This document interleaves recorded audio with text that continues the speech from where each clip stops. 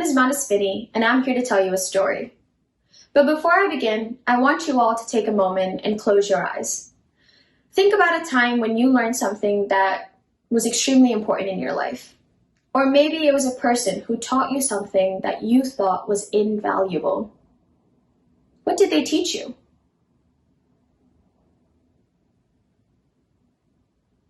How did you grow from this experience?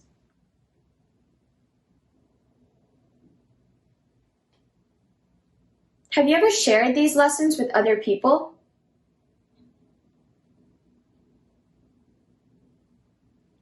Okay, now open your eyes.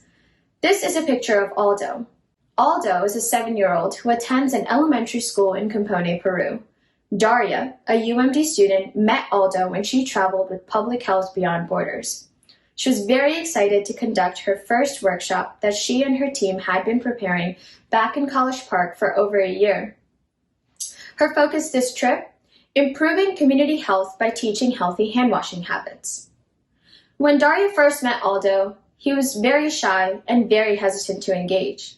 But day after day, Daria would show up, she would conduct her workshop, and she started to notice a slight shift in Aldo as each day passed. At the end of the trip, Aldo came up to her and he shared how much these lessons had meant to him and how eager he was to share what he had learned with his friends and family. Now flash forward a year. Daria is back in Compone and Aldo is there to greet her with a big hug. And the best part, when Daria started teaching the hand-washing workshop the second time around, Aldo was there front and center, leading his peers in the hand-washing workshop song that he had learned the year before. Now we've all learned important lessons, especially in the past year. Our job here at Public Health Beyond Borders is to bring these lessons to everyone, just as your mentors may have done for you.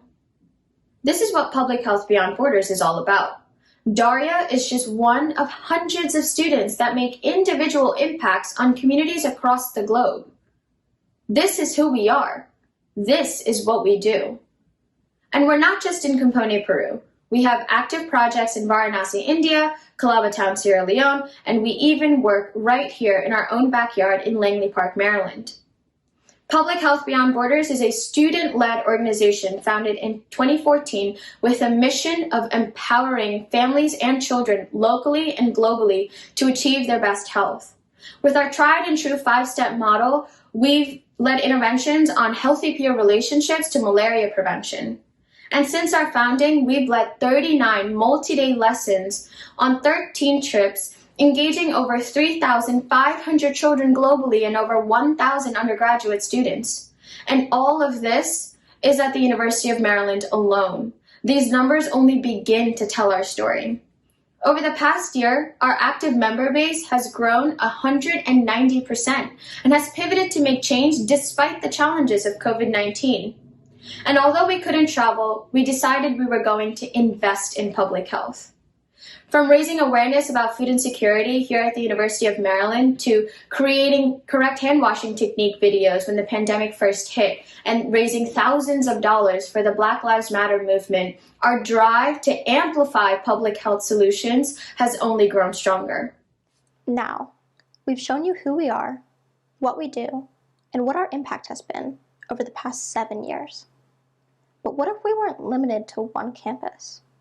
What if we weren't limited to 4 partner communities? There are millions of Aldos in the world, but our reach as one student club at one university can only go so far. So what we're asking of you is to help us to continue to do good. With one more student club, one more university, one more partner community. We have faculty, staff, and students rearing and ready to go at Temple University, as well as an advisor who has experience traveling with us. We have 4 soon-to-graduate students looking for a way to continue our work. We have a board of directors, a new name and logo, and even a 1-year projected budget. We have spent the past 13 months building capacity and developing a plan to expand, and we need your help. Now, it's Temple University, but we believe this is just one of the many dominoes of change. We have the people, the model, the passion, and the drive. The only thing we're missing? You, the support of the Do Good Institute. Thank you.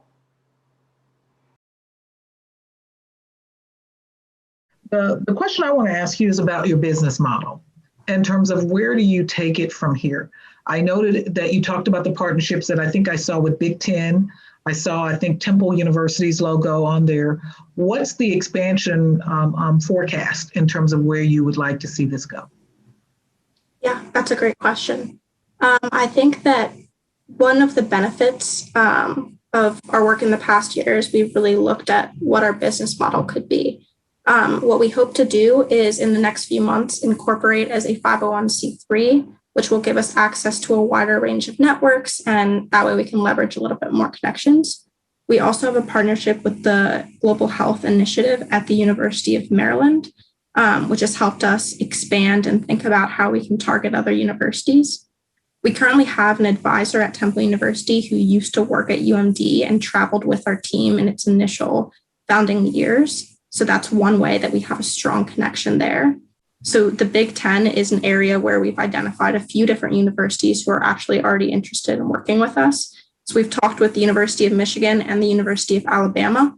And our strategy there is looking at different schools of public health and professors who do research within those schools, or if they don't have a school of public health or not a robust school of public health like they've just started, identifying other professors within the school as a whole that work in that area, and then try to leverage their connections to expand even further. So kind of like a ripple effect. And in terms of the whole club, I just want to say Sarah had a big part in, bringing in mediators to talk about anti-racism.